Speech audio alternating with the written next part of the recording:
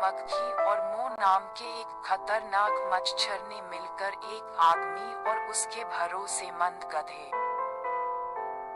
Butterscotch का शिकार करने का फैसला किया।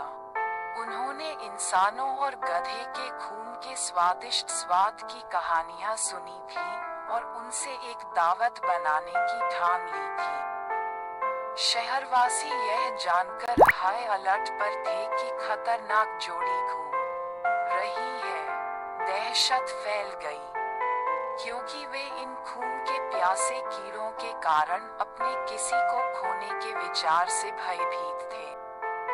लेकिन जब सारी उम्मीदें खत्म हो गईं, मोमो नाम का एक बुद्धिमान बंदर एक शानदार योजना के साथ आगे बढ़ा। मोमो जानता था कि आदमी और उसके गधे को बचाने की कुंजी उनके खिलाफ अपनी बुद्धि का उपयोग करने में है।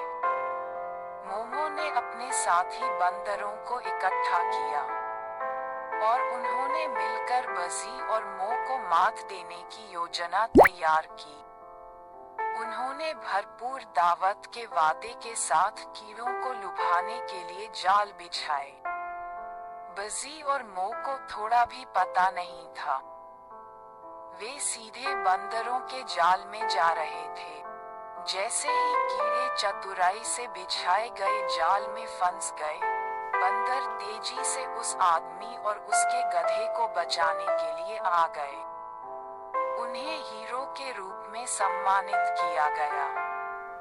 उनकी त्वरित सोच और संसाधनशीलता ने दिन बचा लिया। बजी और मो, पराजित और अपमान में चुपचाप चले गए, फिर कभी बजिंगटन शहर को आतंकित नहीं किया। शहर के लोग खुश थे। बंदर की बहादुरी और त्वरित सोच के लिए आभारी थे जिसने उन सभी को बचाया था। उस दिन से बंदरों को बजिंगटन के संरक्षक के रूप में माना जाता था। उनकी बुद्धिमत्ता और चालाकी ने शहर को उन सभी से सुरक्षित रखा जो उन्हें नुकसान पहुंचाना चाहते थे। और बजी और मो के लिए उन्होंने अपना सबक कठिन तरीके से सीखा। एक चतुर बंदर की शक्ति को कभी कम मत समझो।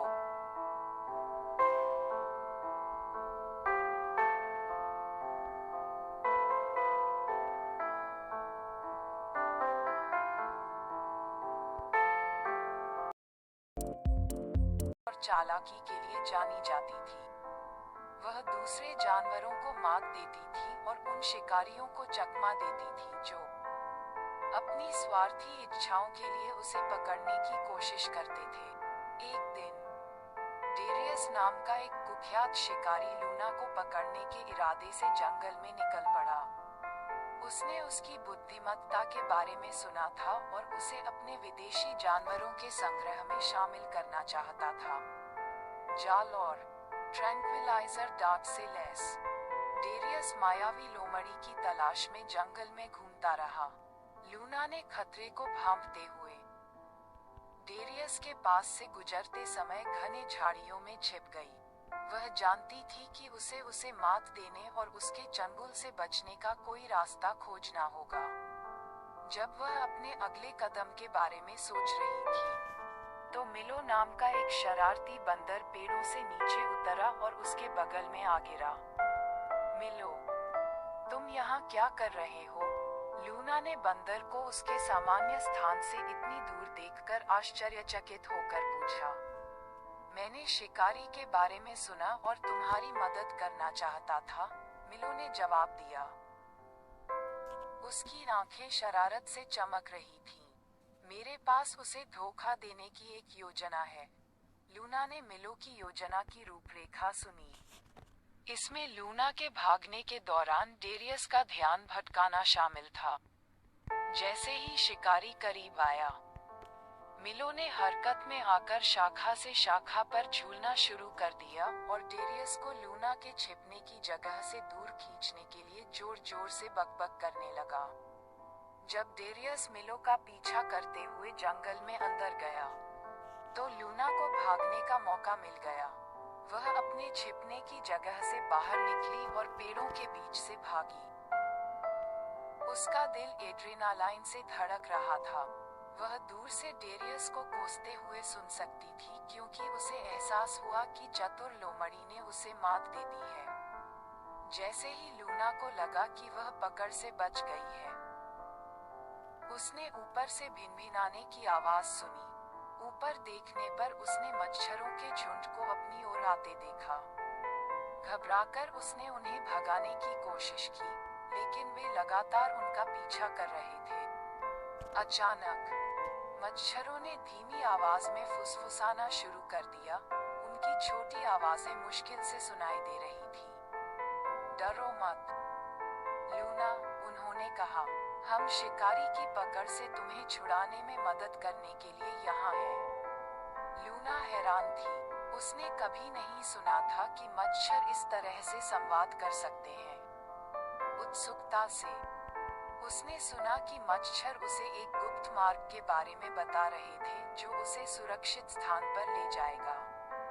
उनके निर्देशों का पालन करते हुए लूना जंगल में भाग गई, पेड़ों के बीच से झुकती और घूमती हुई, जब तक कि वह एक छिपी हुई सुरंग के प्रवेश द्वार पर नहीं पहुंच गई। बिना किसी हिचकिचाहट के वह अंधेरे में डूब गई। जंगल की आवाजें उसके पीछे फीकी पड़ गईं। जैसे ही लूना सुरंग के दूसरी तरफ निकली, उसने खुद को सुनहरी धूप में नहाए हुए एक हरे भरे घास के मैदान में पाया। उसे शांति का एहसास हुआ, क्योंकि उसे एहसास हुआ कि वह आखिरकार शिकारी के चंगुल से आजाद हो गई है। लेकिन उसकी राहत ज्यादा देर तक नहीं रही, क्योंकि उसने पैरों की आवाज सुनी। मुड़ते हुए लूना ने देखा कि सुरंग के प्रवेश द्वार पर डेरियस खड़ा है। उसके चेहरे पर दृढ़ निश्चय की झलक है। तुम वहां हो, मेरे चतुर छोटे लोमड़ी, डेरियस ने व्यंग्य किया। तुम अभी तक मुझसे बच सकते हो, लेकिन मैं तब तक चैन से नहीं बैठूंगा जब तक मैं तुम्हें पकड़ नहीं लूंगा। लूना को उसके शब्दों से डर का एहसास हुआ। वह जानती थी कि वह हमेशा के लिए उससे आगे नहीं निकल सकती। जैसे ही वह खुद को अपनी किस्मत के हवाले करने वाली थी, पेड़ों से आवाजों का एक कोरस गूंज उठा।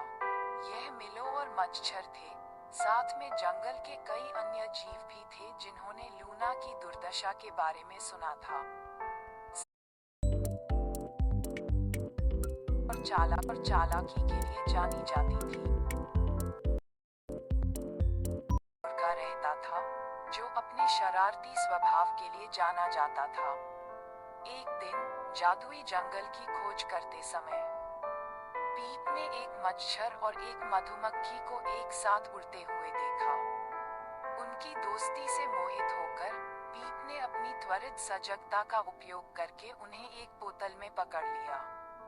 अपनी पकड़ से खुश होकर पीप ने बोतल को बोंगो नामक एक शरारती बंदर को उपहार में देने का फैसला किया, जो नदी के किनारे रहता था। अपने नए उपहार से उत्साहित बोंगो ने अपने कार्यों के परिणामों को महसूस किए बिना बोतल को पानी में फेंक दिया। जैसे ही बोतल नदी के तल में डूबी, गहराई से एक भूतिया आकृति उभरी। भूत से चौंककर बोंगो जल्दी से तैरकर दूर चला गया, बोतल को पीछे छोड़ दिया। उत्सुकता से भूत ने बोतल खोली और उसे आश्चर्य हुआ। उसने मच्छर और मधुमक्खी को अंदर फंसा हुआ पाया, लेकिन उसे और भी अधिक आश्चर्य हुआ, वे भी भूत थे। मच्छर और मधुमक्खी ने बताया कि वे प्राचीन आत्माएं थीं जो सदियों से बोतल में फंसी हुई थीं। अपनी आजादी के लिए आभारी, उन्होंने भूतिया प्राणी को शाश्वत साथ का उपहार देने का फैसला किया। साथ में वे जादुई जंगल में घूमते रहे, जहां भी गए खुशी और हंसी फैलाते रहे। और इस तरह भूत, मच्छर और मधुमक्खी की कहानी पूरे एल्डोरिया में दोस्ती और दयालुता की कहानी के रूप में जानी जाने लगी, जो जीवन और मृत्यु की सीमाओं को भी पार कर गई। पीप, बोंगो और जंगल के सभी जीव जादुई कहानी पर अचंभित थे। हमेशा के लिए एकता और सद्भाव के सबक को संजोए हुए थे जो इसने उनकी रहस्यमय भूमि पर लाए थे।